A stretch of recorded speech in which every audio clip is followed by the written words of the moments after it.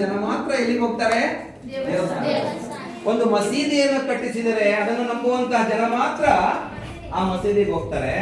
ಒಂದು ಚರ್ಚ್ ಅನ್ನು ಕಟ್ಟಿಸಿದರೆ ಅದನ್ನು ನಂಬುವಂತಹ ಜನ ಮಾತ್ರ ಏನ್ ಮಾಡ್ತಾರೆ? ಚರ್ಚಿಗೆ ಹೋಗ್ತಾರೆ. ಆದ್ರೆ ಒಂದು 10 ಮರಗಳನ್ನು ಬೆಳೆಸಿದರೆ ಆ ಎಲ್ಲವನ್ನು ನಂಬುವಂತಹ ಜನ ಬಂದು ಆ ಮರದ ಕೆಳಗಡೆ ನಿಂತು ಆಶ್ರಯವನ್ನು ಪಡಿತಾರೆ ಅನ್ನುವಂತಹ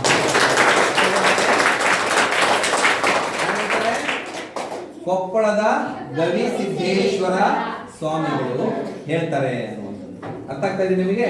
ಸೊ ಆ ಮರದ ಮಹತ್ವದ ಬಗ್ಗೆ ಇನ್ನೊಂದು ನಿಮಗೆ ವಿಚಾರ ಹೇಳಬೇಕು ಅಂತಂದ್ರೆ, ಒಬ್ಬ ಜ್ಞಾನಿ ವಿದ್ವಾಂಸ ಹೇಳ್ತಾರೆ,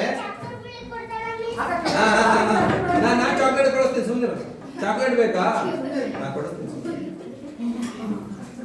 10 ಬಾವಿಗಳು ಒಂದು ಕೆರೆಗೆ ಸಮಾನ, 10 ಕೆರೆಗಳು ಒಂದು ಸರೋವರಕ್ಕೆ ಸಮಾನ, 10 ಸರೋವರಗಳು ಒಂದು ಸಾಗರಕ್ಕೆ ಸಮಾನ, 10 ಸಾಗರಗಳು 10 ಒಳ್ಳೆಯ ಪುತ್ರರಿಗೆ ಸಮಾನ ಅಥವಾ ಮಕ್ಕಳಿಗೆ ಸಮಾನ, 10 ಮಕ್ಕಳು ಒಳ್ಳೆಯ ಮಕ್ಕಳು ಒಂದು ತಾಯಿಗೆ ಸಮಾನ, 10 ತಾಯಿಯರ ಸ್ಥಾನ ಒಂದು ಮರಕ್ಕಿದೆ ಅಂತ.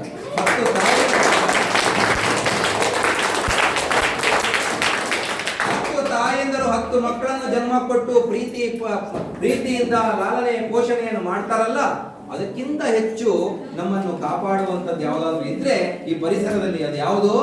ಮರ ಅನ್ನುವಂಥದ್ದು. ಈ ಮರಗಳು ಕಡಿಮೆ ಆಗ್ತಾ ಇರುವಂತಹ ಕಾರಣಕ್ಕಾಗಿ ನಮಗೆ ಸೂರ್ಯನ ಕಿರಣಗಳಿಂದ ಕಾಪಾಡುವಂತಹ ಓಝೋನ್ ಪದರ ಏನಾಗ್ತಾ ಇದೆ?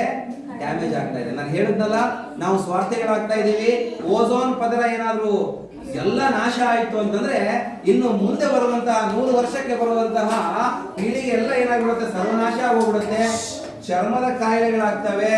ಆ ಸೂರ್ಯನ ತಾಪವನ್ನು ತಡೆಕೊಳ್ಳಕ್ಕಾಗದೆ ವಿಲಿ ಒದ್ದಾಡಿ ಏನಾಗ್ಬಿಡ್ತಾರೆ? ಜನ ಸತ್ತೋಗ್ಬಿಡ್ತಾರೆ.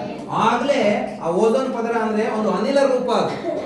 ಅದು ಸೂರ್ಯನಿಗೂ ಮತ್ತು ಭೂಮಿಗೆ ಇರ್ತಕ್ಕಂಥ ಮಧ್ಯ ಲೇಯರ್, ಅಂಬ್ರೆಲಾ ಇದ್ದಂಗೆ. ಏನ್ ಹೇಳ್ರಿ?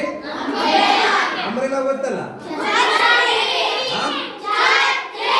ಮಳೆ ಬಂತು, ಮಳೆ ಕೊಡೆ ಹಿಡಿದು ನಡೆ, ಕೇಳಿದಿರಲ್ಲ? ಯಾರು ಬಿತ್ತು ಬಟ್ಟೆ ಎಲ್ಲ ಅಂಬ್ರೆಲಾ, ಛತ್ರಿ ಗೊತ್ತಲ್ಲ? ಮಳೆ ಮತ್ತು ನಮ್ಮ ತಲೆ ಅಥವಾ ನಮ್ಮ ಶರೀರಕ್ಕೆ ಮಧ್ಯೆ ಹೇಗೆ ಛತ್ರಿ ನಮ್ಮನ್ನು ಕಾಪಾಡ್ತಾ ಇದೆಯೋ, ಹಾಗೆ ಸೂರ್ಯ ಮತ್ತು ಭೂಮಿಯ ಮಧ್ಯೆ ಇರತಕ್ಕಂಥದ್ದು ಏನು? ಒಂದು ಓಝೋನ್ ಪದರ. ಅದೇನು ಮಾಡ್ತಾ ಇದೆ ಅಂದ್ರೆ ಸೂರ್ಯನ ಕಿರಣಗಳನ್ನು ತಡೆದು ನಾವು ನಾಶ ಆಗದ ಇದ್ದ ಹಾಗೆ ಅದು ನಮ್ಮನ್ನು ಕಾಪಾಡ್ತಾ ಇದೆ. ಒಂದು ವೇಳೆ ಓಝೋನ್ ಪದರ ಹಾಳಾಯಿತು ಅಂತಂದ್ರೆ ಮುಂದಿನ ಪೀಳಿಗೆ ಈ ಭೂಮಿಯ ಮೇಲೆ ಬದುಕಲಿಕ್ಕೆ ಸಾಧ್ಯನೇ ಇಲ್ಲ. ಛತ್ರಿ ಹಾಳಾಯಿತು ಅಂತಂದ್ರೆ ಮಳೆಯಲ್ಲಿ ನಿಲ್ಲಕ್ಕೆ ಸಾಧ್ಯ ಇಲ್ಲ ಅಲ್ವಾ? ಹಾಗೆ ಯಾವ ಕಾರಣಕ್ಕೂ ಸಾಧ್ಯವಿಲ್ಲ.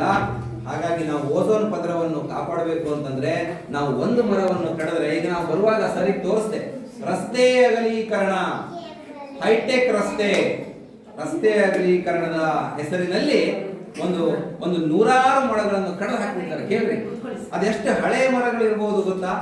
ಅದು ಒಂದು 100 ವರ್ಷ ಹಳೆ ಮರಗಳು.